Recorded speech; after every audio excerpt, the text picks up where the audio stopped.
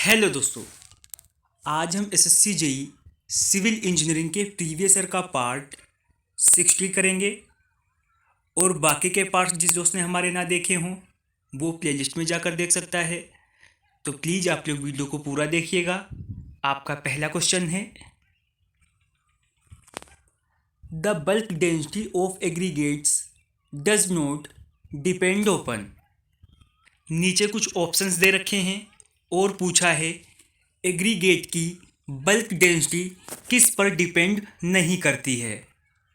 Option A है आपका size and shape of aggregate, aggregate के साइज और शेप पर, या फिर specific gravity of aggregate, aggregate की स्पेसिफिक ग्रेविटी पर, या ग्रेडिंग ऑफ एग्रीगेट, एग्रीगेट की ग्रेडिंग पर, या फिर size and shape of the container, container का जो भी साइज और शेप होता है। एग्रीगेट की बल्क डेंसिटी डिपेंड नहीं करती है साइज और शेप ऑफ कंटेनर पर। विकल्प डी आपका सही रहेगा। अब यहाँ पर कुछ बातें हम डिटेल में करेंगे। सतही नमी यानी सरफेस मॉइस्चर या ह्यूमिडिटी के कारण बालू के वॉल्यूम में जो भी वृद्धि होती है उसे बल्किंग ऑफ सैंड कहते हैं। आपका सैंड 20 से लेके 40% तक फूल सकता है।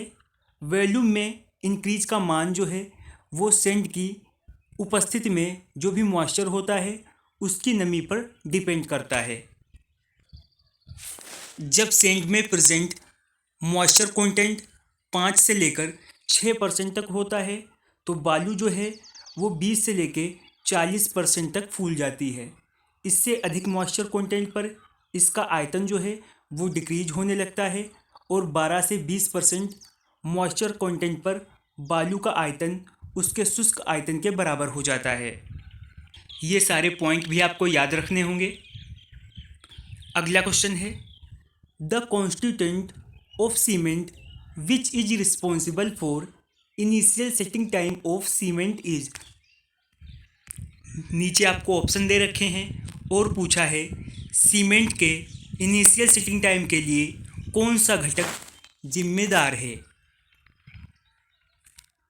Di calcium silicate, tri calcium silicate, tri calcium aluminate या ऑल द अबव। सीमेंट के इनिशियल सेटिंग टाइम के लिए रिस्पॉन्सिबल है tri calcium aluminate. Option C आपका सही रहेगा।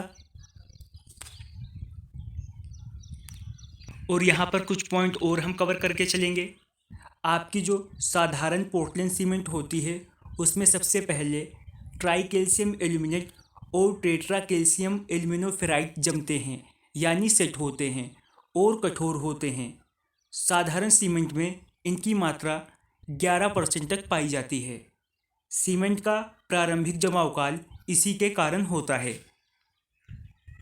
नेक्स्ट क्वेश्चन है, for the manufacture of Portland cement the proportions of raw material used are. यहाँ पर पूछा है पोर्टलैंड सीमेंट के निर्माण के लिए उपयोग की जाने वाली कच्ची सामग्री का अनुपात क्या होता है। ऑप्शंस आपको दे रखे हैं। लाइम आपका होता है 63%, सिलिका 22%, आपके जो अदर इंग्रेडिएंट्स होते हैं वो होते हैं 15%। आपका ऑप्शन ए सही रहेगा।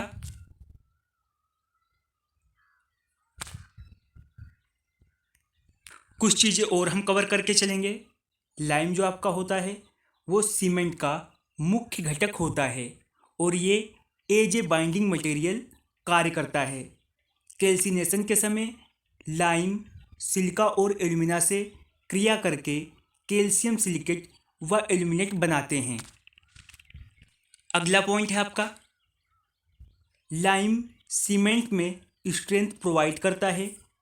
सीमेंट में लाइम की मात्रा ज़्यादा होने पर प्रसार अधिक होता है और अगर लाइम की मात्रा कम होती है तो सीमेंट की स्ट्रेंथ डिक्रीज हो जाती है।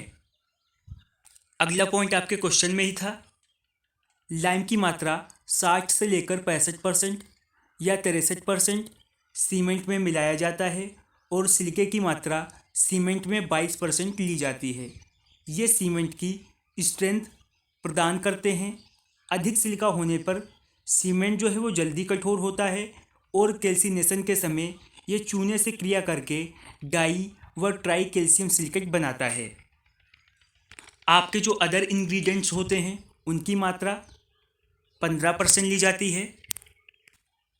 ये सारे पॉइंट आपको याद रखने होंगे। अगला क्वेश्चन है, to prevent sulphate attack in concrete for preparing concrete mix water pH must be within. यहाँ पर पूछा है कंक्रीट में सल्फेट अटैक को रोकने के लिए कंक्रीट मिक्स बनाते समय पानी का पीएच मान किसके बीच होना चाहिए। तो पानी का पीएच मान होना चाहिए 6 से लेकर 9 के बीच में। ऑप्शन बी आपका सही रहेगा। यहाँ पर कुछ पॉइंट आपको दे रखे हैं। सीमेंट कंक्रीट को प्लास्टिक बनाने के लिए पानी का यूज किया जाता है। सीमेंट में पानी मिलाने से रासायनिक क्रिया तेज होती है जो हाइड्रेशन प्रोसेस कहलाती है। साथ ही साथ कंक्रीट के जो भी कंस्टिट्यूएंट होते हैं सीमेंट, कोर्स एग्रीगेट और फाइन एग्रीगेट को आपस में भली भांति मिलाने के लिए यूज किया जाता है। कंक्रीट मिक्सर तैयार करने के लिए कंक्रीट के पानी का पीएच मान 6 से कम नहीं होना चाहिए, पर यहाँ आपको ऑप्शन में 6 से लेकर 9 के बीच दे रखा है। और आपकी जो साधारण कंक्रीट होती है उसके लिए सीमेंट का भार जो है 30% प्लस एग्रीगेट का भार 5% पर्याप्त होता है। एग्ज़ाम के पॉइंट ऑफ व्यू से जो भी क्वेश्चन ज़रूरी थे हमने कवर किए हैं। अगला क्वेश्चन है, minimum thickness of main steel members not expose to weather is. पूछा गया है स्टील के मेन मेंबर जो वेदर से एक्सपोज्ड हों उनकी न्यूनतम मोटाई कितनी होती है। तो उनकी मिनिमम थिकनेस लेते हैं हम 6 mm। ऑप्शन बी आपका सही रहेगा। आपके जो स्टील की बार होती है उसका डाया होता है 6 mm से लेके 50 mm तक और इन बार्स की लंबाई होती है 13 मीटर। प्रतिबलों का संकेंद्रण रोकने के लिए रेनफोर्स स्टील का सतही एरिया जो है वो मिनिमम रखा जाता है और इसके कोने नहीं होते हैं। अगला क्वेश्चन आपका पब्लिक हेल्थ इंजीनियरिंग से है। Hardness of water is caused by the presence of the following in water.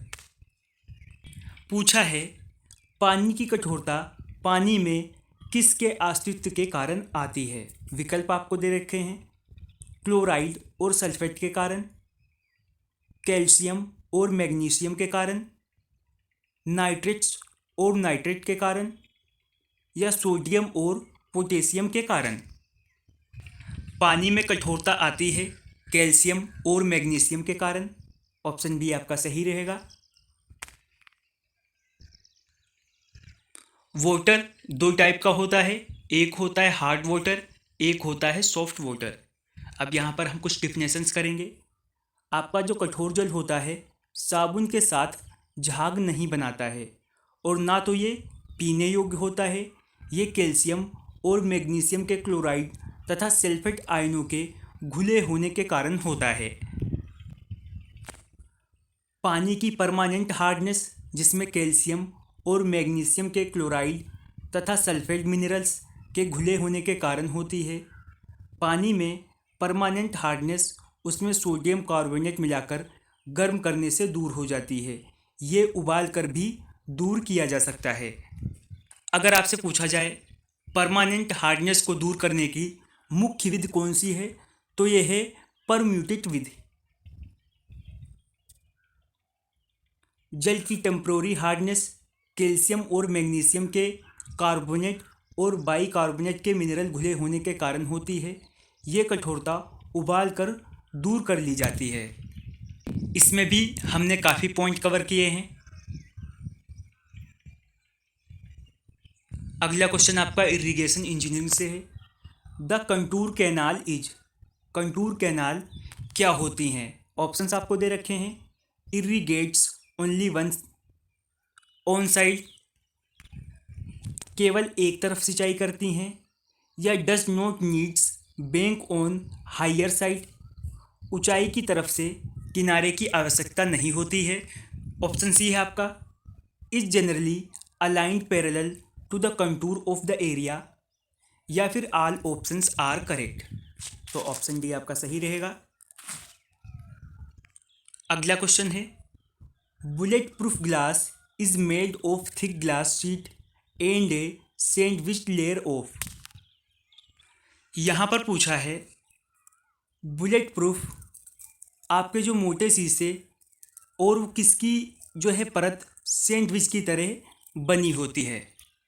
Options आपको दे रखे हैं। Steel, stainless steel, high strength plastic, या फिर क्रोमियम प्लेट। यहाँ पर आपके बुलेट प्रूफ ग्लास से संबंधित कुछ पॉइंट दे रखे हैं, हम कवर करके चलेंगे। बुलेट प्रूफ ग्लास, ग्लास की कई परतों के बीच में हाई प्लास्टिक का लेप चढ़ाकर और प्रेशर डालकर ये ग्लास तैयार किया जाता है। इसमें ग्लास की बाहरी लेयर भीतरी लेयर की तुलना में काफ़ी कम मोटी होती हैं। कुल ग्लास की मोटाई 15 mm से लेकर 100 mm तक रखी जाती है। ये ग्लास मोटर वाहनों की विंडो स्क्रीन में सुरक्षा की दृष्टि से लगाया जाता है। अगला क्वेश्चन आपका डिज़ाइन ऑफ स्टील स्ट्रक्चर से है।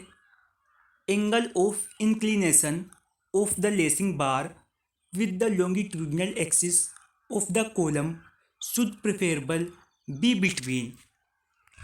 यहाँ पर पूछा है कॉलम के लॉन्गिट्यूडिनल एक्सिस के साथ लेसिंग बार के इंक्लिनेशन का एंगल जो है वो किस के बीच होना चाहिए। ऑप्शंस आपको दे रखे हैं। 10 से लेके 30 के बीच में, 30 से लेके 80 के बीच में, 40 से लेके 70 के बीच में, या फिर 20 से लेके 70 के बीच में। ऑप्शन सी आपका सही रहेगा। 40 से लेके 70 के बीच में। अब यहाँ पर हम कुछ मोस्ट इम्पोर्टेंट क्वेश्चंस करेंगे। लेसिंग कॉलम में मेंबर्स को लेसिंग बार द्वारा एक दूसरे से जोड़ा जाता है। ये विशेष रूप से कॉलम पर इसेंट्रिक लोड आने की स्थिति में उपयुक्त होता है। इन बार्स को इस प्रकार लगाया जाता है कि एंगल थीटा का मान 40 डिग्री से कम और 70 डिग्री से अधिक ना हो। लेसिंग बार के लिए तनुता अनुपात का मान 145 से अधिक नहीं होना चाहिए। लेसिंग बार का अंतराल इस प्रकार रखा जाता है कि गैप के लिए एक घटक सेक्शन का तनुता अनुपात संगठित खंड के लिए तनुता अनुपात के 0.7 गुना या 50 में जो भी हो उससे ज़्यादा नहीं होना चाहिए। ये भी सारे पॉइंट आपको कंसीडर करने होंगे। तो आज हमने एसएससी जेई सिविल इंजीनियरिंग के प्रीवियस ईयर का पार्ट 60 कंप्लीट कर लिया है। अगर आपको वीडियो पसंद आई है तो वीडियो को लाइक करें, वीडियो को शेयर करें और चैनल पर नए हैं तो चैनल को सब्सक्राइब करें।